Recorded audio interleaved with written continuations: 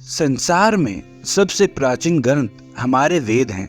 ये 4 हैं: ऋग्वेद, यजुर्वेद, सामवेद तथा अथर्ववेद। प्रत्येक वेदों को 2 भागों में बांटा है, जिन्हें मंत्र तथा ब्राह्मण कहा जाता है। जिन ग्रंथों में मंत्रों का संग्रह है वे संहिता पुकारे गए। ब्राह्मण के 3 उपभाग हुए: ब्राह्मण, आरण्यक तथा उपनिषद। ब्राह्मण ग्रंथ मनुष्यों के नित्य प्रति के कर्मकांड से संबंधित है। इन्हीं में एक ऐतरेय ब्राह्मण कहलाता है, जिसमें 40 अध्याय हैं। इस ऐतरेय ब्राह्मण का आविर्भाव किस प्रकार से हुआ, यह कथा उसी से संबंधित है। मांडुकी नाम के एक ऋषि थे। उनकी पत्नी का नाम इत्रा था। वे दोनों ही भगवान के भक्त थे तथा अत्यंत पवित्र जीवन व्यतीत कर रहे थे। दोनों ही एक दूसरे का ध्यान रखते थे तथा हंसी खुशी से समय काटते थे। दुख था तो केवल एक कि उनकी कोई संतान नहीं थी।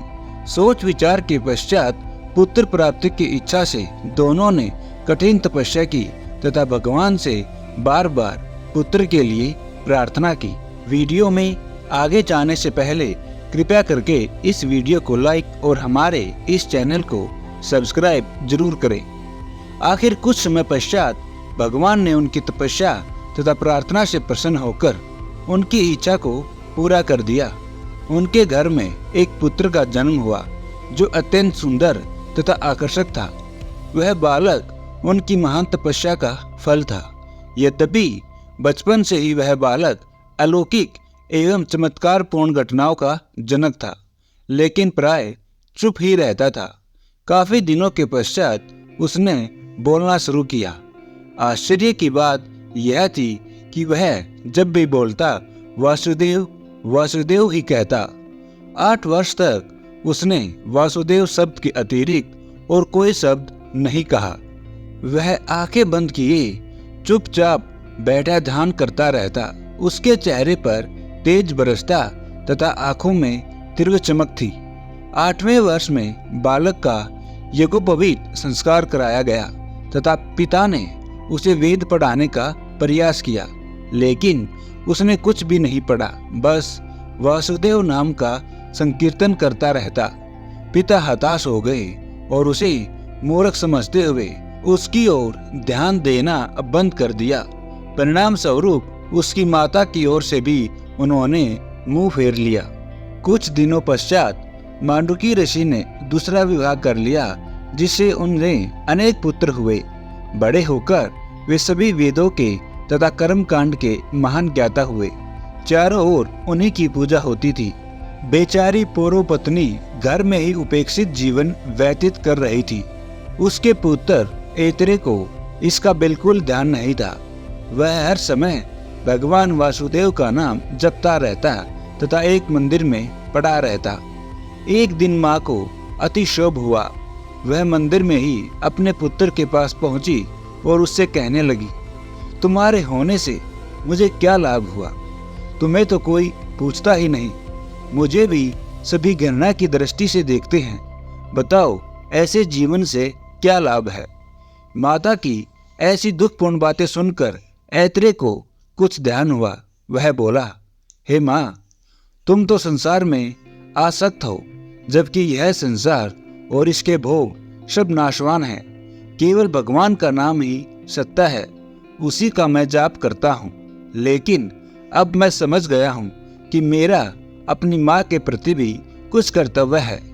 मैं उसको अब पूरा करूँगा और तुम्हें एक ऐसे स्थान पर पदासीन करूँगा जहाँ अनेक यज्ञ करके भी नहीं पहुँचा जा सकता।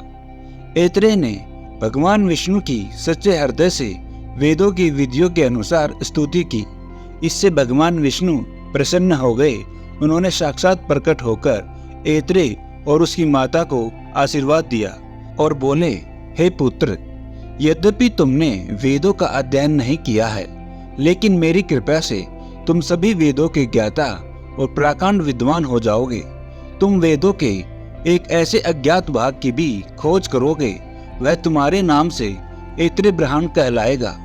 विवाह करो, गृहस्थी बसाओ तथा सभी कर्म करो, लेकिन सबको मुझे समर्पित कर दो, अर्थात यह सोचकर करो कि मेरे आदेश से कर रहे हो। उनमें आसक्त मत होना, तब तुम संसार में नहीं फंसोगे। एक स्थान जो कोटि तीर्थार्थ कहलाता है, वहां जाओ। वहां पर हरिमेघा यज्ञ कर रहे हैं। तुम्हारे जैसे विद्वान की वह आवश्यकता है। वहां जाने पर तुम्हारी माता की सभी इच्छाएं पूरी हो जाएंगी। इतना कहकर भगवान विष्णु अंतर्ध्यान हो गए। माता का हृदय अपने पुत्र के प्रति बजाय ममता के श्रद्धा से ओतप्रोत हो गया। उसी के कारण तो उसे भी भगवान के दर्शन हुए थे, तथा अपनी माता के कारण ही उसने भगवान के नाम के अतिरिक्त कुछ न बोला था। अब दोनों माता और पुत्र भगवान की आज्ञा का पालन करते हुए हरिमेघा के यज्ञ में पहुंच गए। वहां ऐत्रेय ने भगवान विष्णु से संबंधित प्रार्थना का गान किया। उसे सुनकर तथा उसके तेज और विद्वता से सभी उपस्थित विद्वान प्रभावित हो गए। हरिमेघा ने उन्हें ऊंचे आसन पर बैठाकर उनका परिचय प्राप्त किया तथा उनकी आवभगत की। ऐत्रेय ने यहीं पर वेद नवीन 40 अध्यायों का पाठ किया।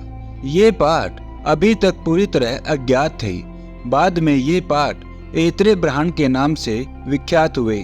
हरिमेघा ने ऐत्रेय से अपनी पुत्री का विवाह कर दिया। ऐत्रेय की माता ने अपने पुत्र से जो कामना की थी वह उसे प्राप्त हो गई थी। भगवान विष्णु की कृपा से ऐत्रेय का नाम महर्षि ऐत्रेय के रूप में सदा सदा के लिए अमर हो गया।